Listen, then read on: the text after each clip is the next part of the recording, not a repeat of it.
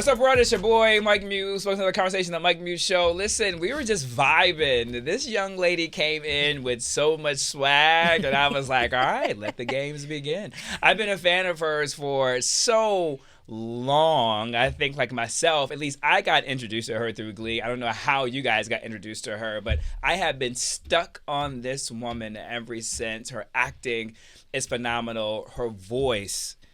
Again, her voice is something that I have never heard before. It is such a gift that she has. And as you know from my last interview, I love sangas, not singers, but sangas. And Amber definitely is a sanger who's also, too, a wonderful actress who I have learned is batshit crazy. And so I don't know how I feel about that, but ladies and gentlemen, Amber Riley. What an intro. What is up? Amber, who are you? I don't even know you. You know, I thought you were sweet, iconic, I'm an wholesome. actor. I'm an actor. I mean, I thought you were wholesome, like, you know, the one that everyone wants to be friends with, everyone loves. Look, I'm a nice person. Sister. I'm a nice person. Simone, however, is a little cuckoo. Until you turn on the Single Black Female 2 on Lifetime and you realize, like, oh, Amber's crazy. And I didn't realize that. I'm a little nervous. I have security outside. But what a job well done, because I love when actors can allow their own persona to disappear. Yes. And that means that the job is well done. Like, I literally have never looked at you in that light before. Is that what made you take a role like this? Absolutely. As soon as I read the script, well, number one, knowing Raven Goodman was doing it was just like, yeah, I want to do this with my sis. Like, we manifested this back in 2019. We went to Essence Fest together and took a picture. And I posted it on my Instagram, and my caption was like, somebody put us in a movie as sisters already. And, you know, like, it's going to happen. And then cut to the first single black female. We're playing sisters in a film. I mean, that's called manifestation. Yeah.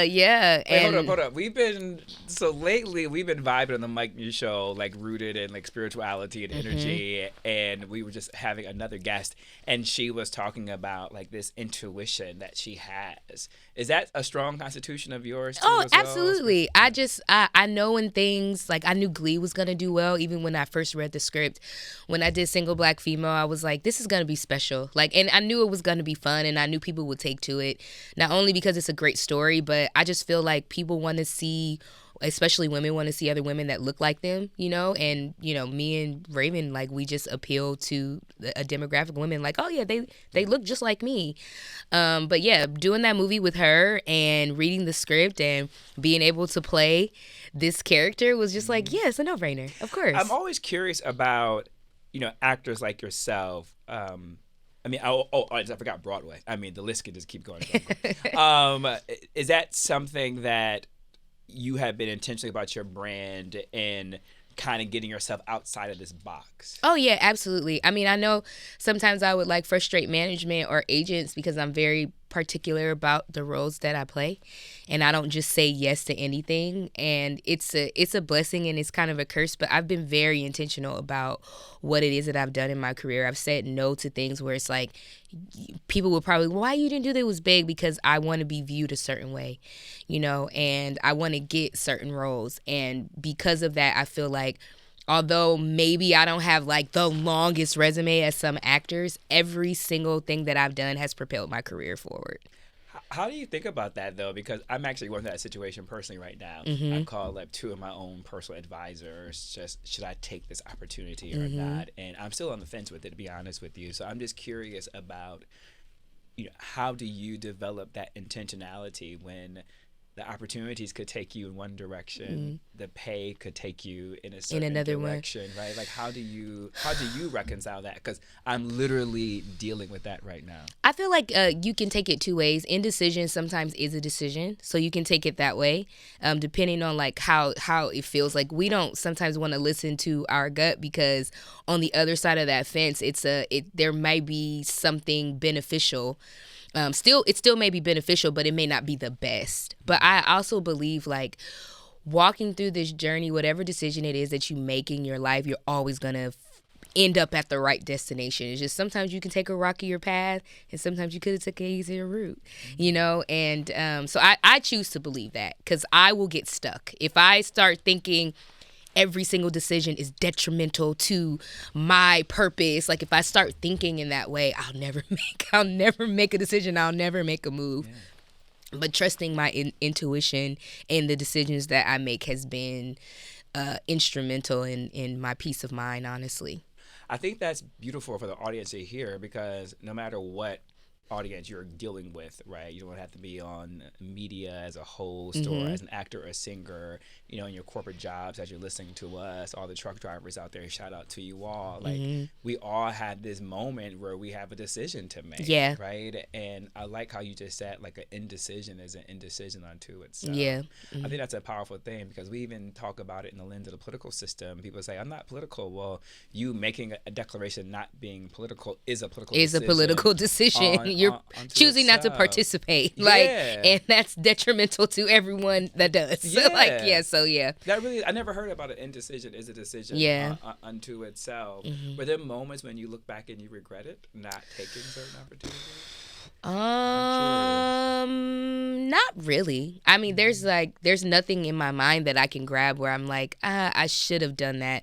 There's some that I could probably say I could have done it. You know, I could have done it, and I probably would have done a great job, but I'm okay with the decision that I made. Yeah. Sorry to use you as my own therapy, but like I've been wrestling with this for the last 48 hours, and to hear you talk about that. Talk about timing and everything is purpose and destiny. I never thought I'd be having this conversation with you. Yeah. No, I think that my life has been a series of being prepared. And this was just bound to happen. There's no way that the roommate of my friend that was friends with the assistant to the casting director would tell me about Glee.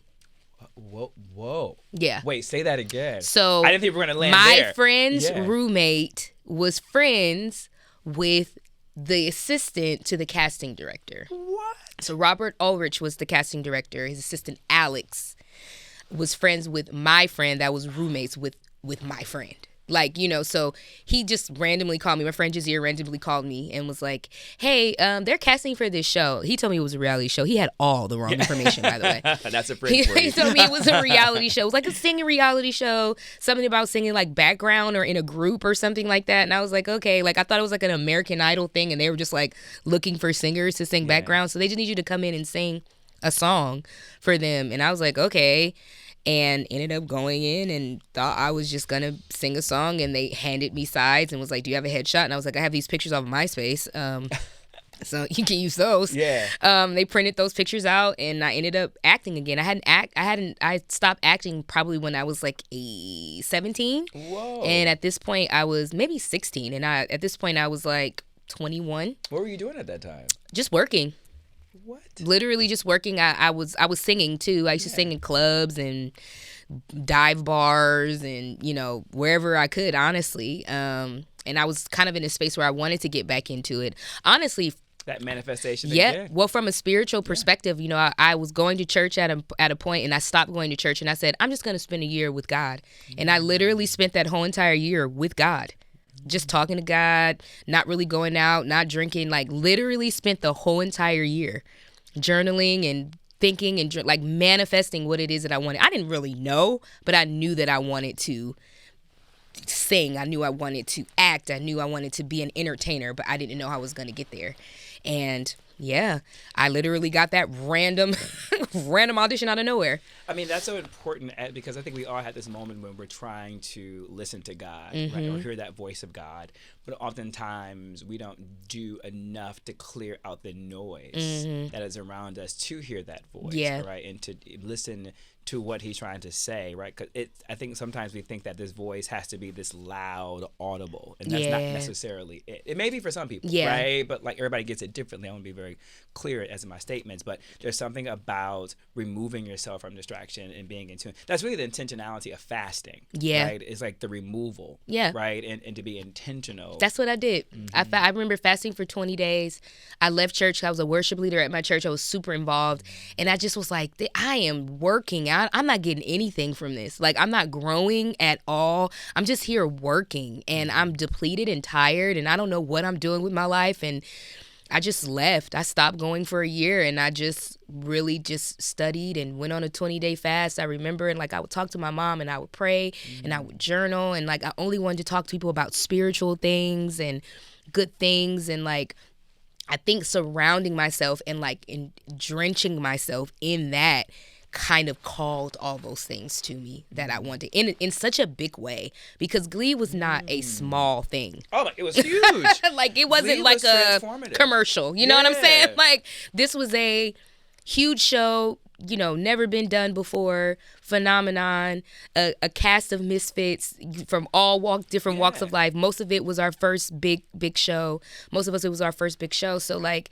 such a big thing to fall into your lap. And I don't know if I was not open and ready for it, had I not taken that year, if I would have been ready to take on something that big or felt deserved, like I deserved it, you know? Because it was a cultural phenomenon, and you had to be prepared to handle the onslaught of what that fame did. Yeah. Because as audience, as we're thinking about this, I'm thinking about what was happening around that time period. That was like this American Idol phenomenon, and you guys were like the companion piece of scripted to what American Idol was. But the reason why I love Lead the way that I did, because I was a church boy growing up. I clearly don't have any gifts like you, but I sang in the church, whatever that means. But I was also everyone is welcome. Come as you are. But I was a big band geek in high school, right? And so, but I had that in between where I was like the cool kid who was a band geek, right? But like a lot of my closest friends, we were all band geeks, went to band camp, did the marching band, right? And so it was really interesting that I saw myself in so many different characters within Glee, and I think that was what's so important. But I love that we were able to really unpack that story, because Amber, what I'm getting out of that too is somewhere along the way you are a decent human being. And what I mean by that is none of us are perfect. We all have our bad days. I don't think there's any is a perfect person or the most nicest person. I believe people are decent. Yeah. And in my mind, listening to the story, I think it was the decency of you that allows your friend to make that connection, right? I think it's Talk just to me a little bit about what it means to be the decency. I think being decent just means you try. Yeah. Honestly, I think some people just have given up trying to be good to other people because of whatever reason, or be good to themselves because of whatever reason. I just try to be a decent human being. Same like here. I like it don't always work. Sometimes, you know, I have my bad days like everyone else, but I do try and like be kind to others. And Jazeer, the person that actually brought the opportunity to me, he literally was like, hey, do you know any like black girls that sing really, really well, plus size like black women that sing really, really well? And I immediately thought of you, because we were like in this like small kind of group. It was just like a group of us like just going after our dreams and figuring things out. And I used to sing all the time when we would meet like on Sundays in my friend's living room, my friend Kelvin's living room. And he was like, I immediately thought of you. And I'm like, I didn't know what it was, but I was just, you know, I was just ready. But I don't think if, you know, we had those connections and he knew who I was as a person, that he would recommend me for something like that, you know? Audience, you never know where your blessing is coming from. You just don't. I think that's why it's important to be decent. And audience, you're probably thinking the same thing like me. I didn't think I was going to dive into Glee at all. But I think that's an interesting case study. And my audience knows I love case studies. And so I think it's just a good case study into listening to your intuition, being clear and intentional about what it is you want and manifesting. And I think there's something about sitting still.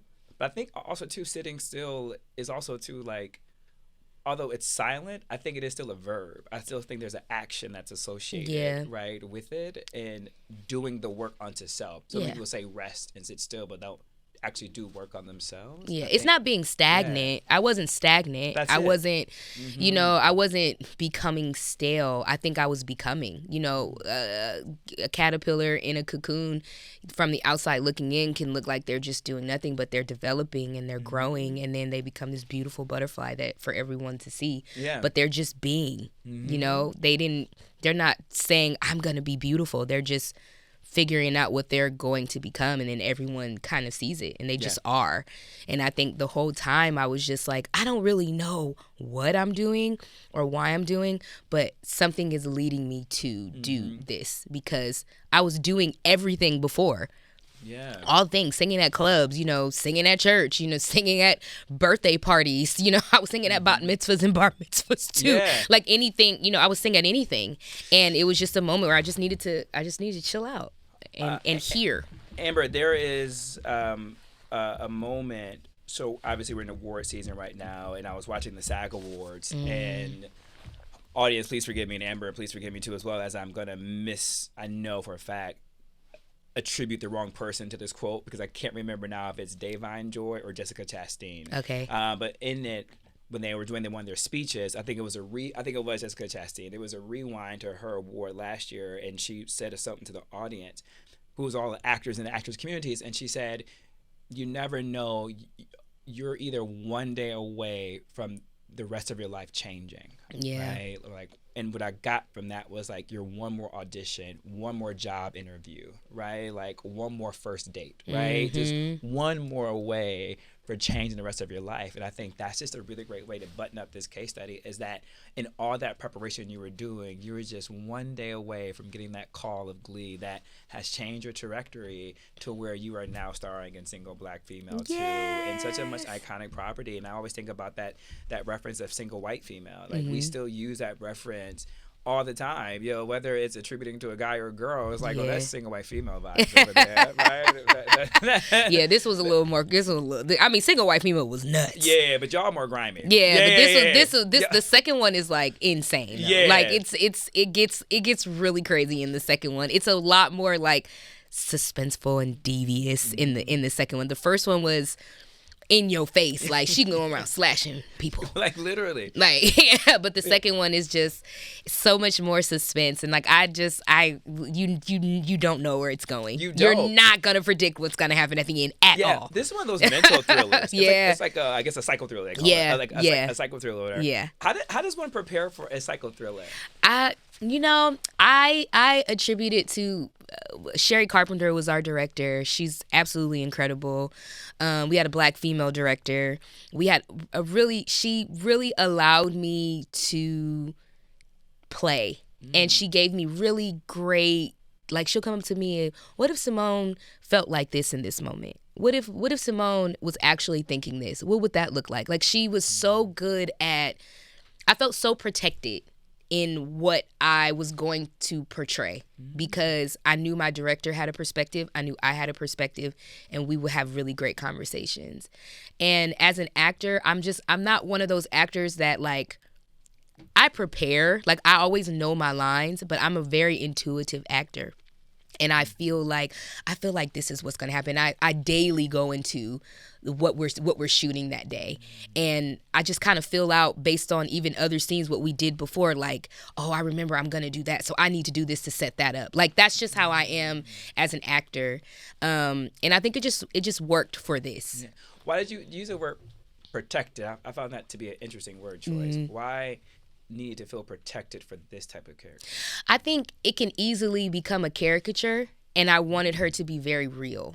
I wanted her pain to be real, and I wanted it to come across that this is someone that's struggling with their mental health, that thinks that they're doing the right things to protect themselves, but they are so not, and it is so wrong. So I didn't want it to become something that people really laughed at. I wanted people to be like, oh crap, like that's not, like I wanted people to be surprised by it, but also there's a tenderness that I tried to play, because she's just really hurt and impulsive and doing just all the wrong things. And it's more like, oh, come on, Simone, don't do that. Oh my God. Like, so yeah, I just wanted, I felt protected in that way, in the character that I wanted to portray, that she was going to help me portray that in the right way. But I love that you said that you wanted to make sure she wasn't a caricature. Yeah. I think a lot of times, if you're not a good actor, a character like Simone could lean into the character side. But I think that is just your constitution, audience, since we've been learning about Amber. I think that is like innately like who you are, this protective thing.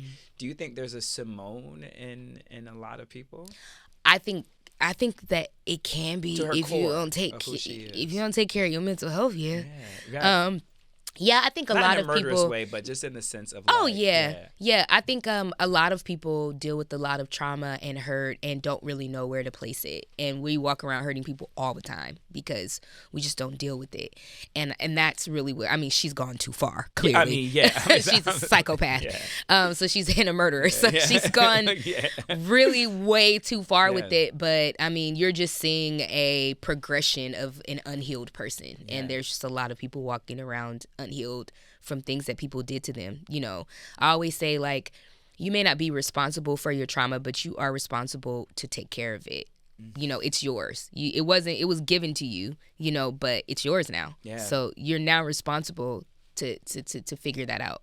And I think even to take it further, in audience, we're definitely not saying there's people out there who have trauma, you're going to be Yeah. murderers, but I definitely think that the power of film and television is that you guys exaggerated the point of like mental health and mental illness. And I think that as we look at, and not to get too deep, but as we look into like the criminal justice system and we see people who have done awful things, there is this immediate criminalization. And yes, people need to be punished, Yeah. but also to think that we can't negate how people have trauma infused, in particular from youth at times, Yeah. and they never found like the proper treatment for it.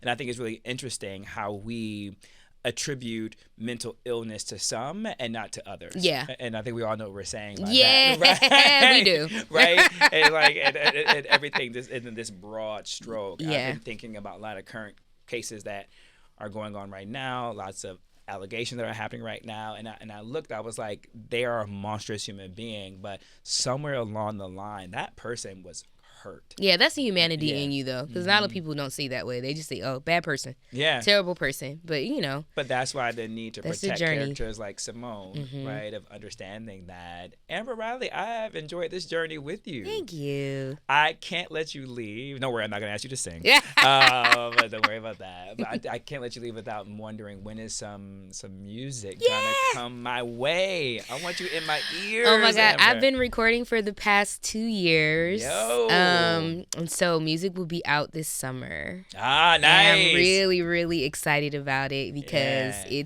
it's so good. Oh. It's so good. Okay, don't give me a hint of vibe. I don't want no vibe. Don't tell me in that nature. But tell me, like, what season are you in? Are you in a season of hope, season of love, season of hate? This is my healed girl era. I feel like my last EP was like just talking mess, you know. And I'm still doing it in this in this EP. You're still gonna get that attitude. Because I don't know why. Maybe that's like an alter ego. When I start to write music, I just come from this like cocky perspective. But I think it's coming from a very healed place. It's just about like, this is who I am and this is what I'm doing and this is what I think. But it's all coming from a healed space and a place of love. And sometimes love is, you know, hard. You know what I'm saying? So, Now, yeah. whether you took this character Simone, protecting Simone, you're healed, right? Healing. Yes. Yeah, I see what you got going on. There's like a through line with you, Amber know, a little Riley. bit. I ain't mad at you. I am excited for this era of music. I think that music is having an incredible like resurgence and renaissance of like good quality singing with really great productions, married with really good lyrics. I haven't been this happy in music in a very long time. It makes you feel something. It does. And that's what it is. It's like, it literally is making you feel something. Like, I hear Money Long, I hear Victoria Monet, I hear Coco Jones. Like, their music moves me. Yeah. It makes me feel things. And like, I've always been that person that when I record, I want people to feel what it is that I'm saying. And I feel like they've busted the doors wide open for me, for my music to come out. So I'm really excited. We all looked at each other, but you probably wonder why we did that. Yeah. I never bring any other artist or actor into a conversation I'm having with my guests. Yeah. I just like respect the space. Uh-huh. And we actually had Money Long last week. Yeah, that's my girl. Yeah. I love Money. I was actually thinking about her as we were talking. Yeah. Right. And for you to mention. Yeah, Money she's first of all, Money is a legend. Yeah. As a writer and as an artist. It's like you're doing exactly what it is you're supposed to do. So I love her. But you're right. Like, these girls are ushering in a new era of like R&B and people who can sing. Yeah. Guys, I'm looking at you. Bring the singing back. Yeah. You know what I mean? Bring Yeah. that Luther Vandross back. You ain't gonna have it like Luther, but like, Yeah. I want the vocals. Give me some full voice from time to time. Yeah, You know what I mean? but Avery Wilson, that's one artist. He's Right. absolutely October London. I like, love October London. Those are some artists And like Lucky male Day. artists. Lucky Day, Lucky Kenyon Day. Dixon, Yes. like they sing. Thank you. They sing. I yeah. want the full voice. I love that as well. Amber Riley, man, come back when your album drops. I want to keep this conversation of course. going. Yeah. I want to unpack your heel girl era. Thank you. There's a message in there. Yeah. Until next time, audience, please make sure you tune in to Lifetime to see Single Black Female Part 2, March the 2nd. You will not be disappointed. And thankfully, you heard this interview before you see it because Amber Riley is crazy in the movie. But at least we know she's not crazy in real life. Yeah. Until next time, peace.